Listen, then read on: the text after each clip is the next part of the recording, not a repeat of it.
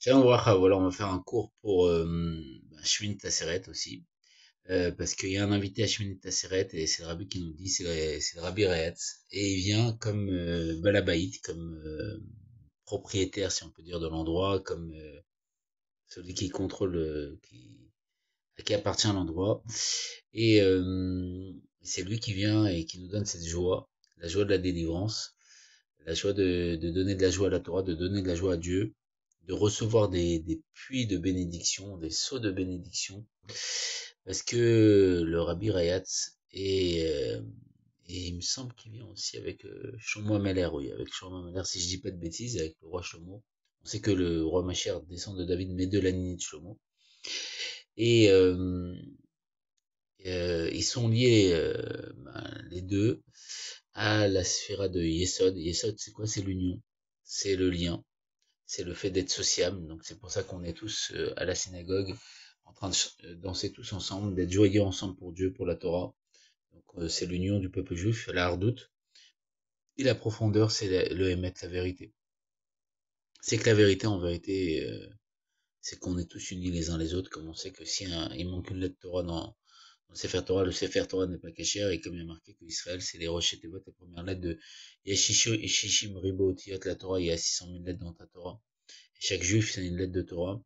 Donc on doit être unis, comme il y a marqué Israël, Haverim Zelazé, on est des frères, on est unis. À la base, on était un individu, Adam Arishon, et dans Adam, il y avait tout ce qui allait venir. Donc, comme il dira Rabbi Meir, que dans le prénom, il aimait bien connaître le prénom d'une personne parce que dans son prénom, il y a le caractère. Et Adam, c'est Aleph, ça représente Hachem parce qu'il a été fait à l'image de Dieu. Aleph, c'est Aloufo Shalom, elle a dit la Gemara. Dalet, c'est David Ameler. Et même, c'est Moshe ou Mashiach. Donc, il représente tout, il a tout dedans de lui. Et, pourquoi on dit ça? On dit ça tout simplement parce que à ce moment-là, c'est vraiment c'est le moment où la vérité se dévoile. Et la vérité, elle est éternelle. Et sur qui on peut dire qu'il est vrai? Sur Dieu ou sur Moshe, comme Korah l'a dit. Moshe Emet ou Torah Temet. La Torah est vraie et Moshe il est vrai.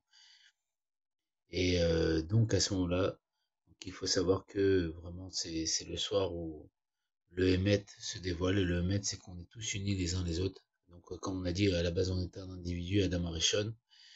Après, on est devenu une famille, la famille de Yaakov, 70 âmes qui sont descendues en Égypte, avec Yocheved qui est né dans les murailles. Et après, on est devenu un peuple. Et maintenant, d'un peuple, comme dirait le Rami Maharash, il avait demandé au Tzemach qu'est-ce qu'il a cherché, notre grand-père, l'Anmorazaken. Il a dit il a cherché à ce que les Chassidim deviennent une famille. On redevient une famille, d'un peuple on redevient une famille, pour redevenir un individu, pour comprendre qu'on est tous, en vérité, comme il y a marqué au don de la Torah, on était comme un même corps et un même cœur au singulier. Et pourquoi au singulier? Parce qu'on est bah, un seul corps, on est une seule unité. Et c'est cette prise de conscience de la délivrance, qu'on est tous unis les uns les autres, et comme un corps et un même cœur au singulier, quoi. Et grâce à ça, on va pouvoir recevoir.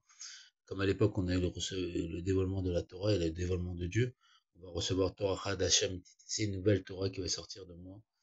Il n'y aura pas deux fois le nom de la Torah, ça sera la même Torah, mais elle sera tellement élevée qu'elle nous paraîtra comme nouvelle. On dit que la Torah qu'on étudie aujourd'hui, c'est comme du vent par rapport à la Torah du Mashiach. Et la Torah de Triat d'après, de Léati Lavo après Triat Amitim, ça sera comme la Torah du Mashiach sera comme du vent. Voilà. Et voilà, donc c'est cette vérité qu'on va dévoiler, cette prise de conscience d'être tous unis les uns les autres pour être joyeux pour Dieu et pour, avec la joie, briser toutes les barrières, recevoir une pluie de bénédiction. Et la plus grande bénédiction, c'est le dévoilement de Dieu.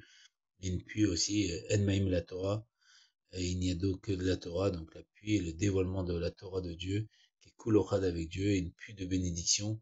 Et voilà, on veut voir notre roi, on veut voir Dieu se dévoiler. Avec que des bonnes choses, on se retrouve au troisième étage avec la grâce de Dieu.